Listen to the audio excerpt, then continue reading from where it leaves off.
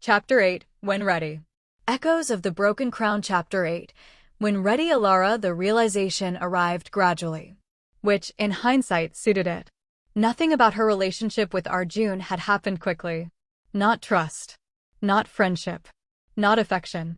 Certainly not love. The word still felt intimidating. Not because it was unfamiliar. Because she understood its weight.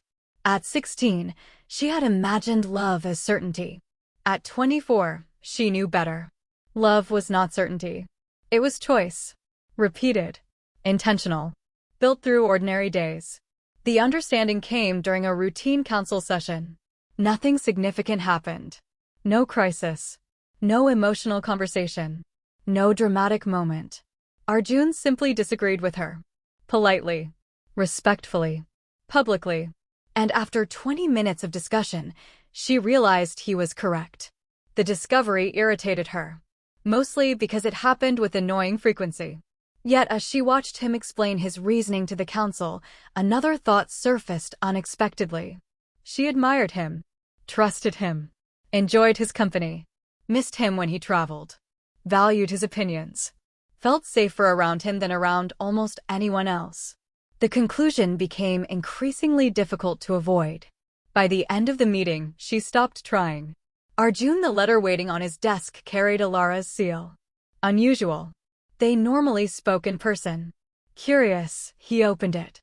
Would you accompany me to the Eastern Gardens tomorrow morning? No agenda. Elara. He read the note twice. Then a third time. No agenda. The phrase felt suspicious. Not alarming. Simply unusual. Still, he found himself looking forward to the meeting more than he should. Elara. Master Corvin nearly smiled himself into a medical emergency. I see. The healer folded his hands. I didn't say anything. You didn't need to. She resisted the urge to leave. Instead, she sat stubbornly in her chair. Corvin observed her for several seconds, then spoke carefully. What are you afraid of? The answer emerged immediately. Changing things. The honesty surprised her. The healer nodded. A reasonable concern. She stared at the floor. What if I lose this? The words came quieter. What if trying for more ruins what already exists? For a moment neither spoke. Then Corvin leaned forward slightly. Elara. She looked up. You spent years avoiding closeness because it felt dangerous. A pause. That made sense. Another pause. But healing sometimes asks different questions. She waited. What if closeness is no longer the danger? The thought followed her long after the session ended. Arjun. The Eastern Gardens remained largely empty during winter. Snow covered most walking paths. Bare branches stretched toward a pale morning sky. Arjun arrived first. A few minutes later, Elara appeared. No attendants. No advisors. Just Elara. Something about that immediately raised his attention. Not concern. Awareness. She joined him beside a frozen fountain.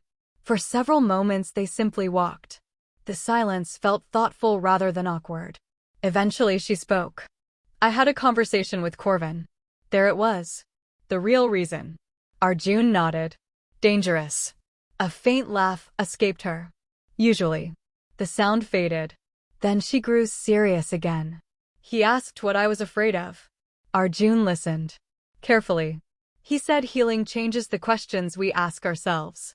The winter air carried away the final words. Silence followed. Long, meaningful. Arjun had a growing suspicion where this conversation was heading.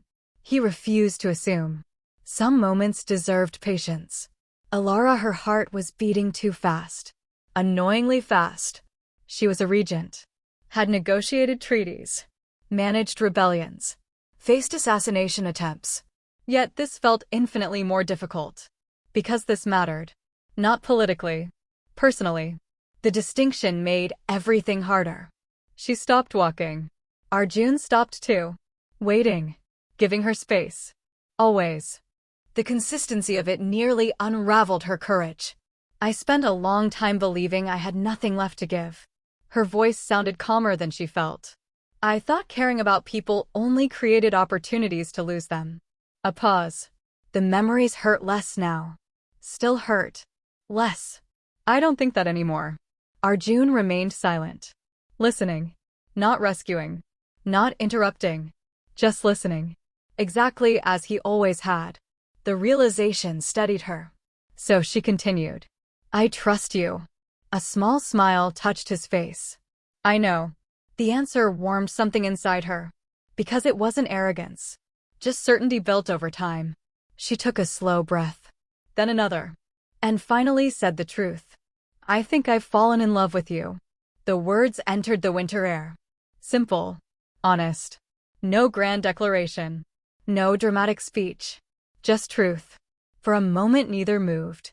Then Arjun closed the distance between them by a single step. Not enough to touch. Enough to be closer.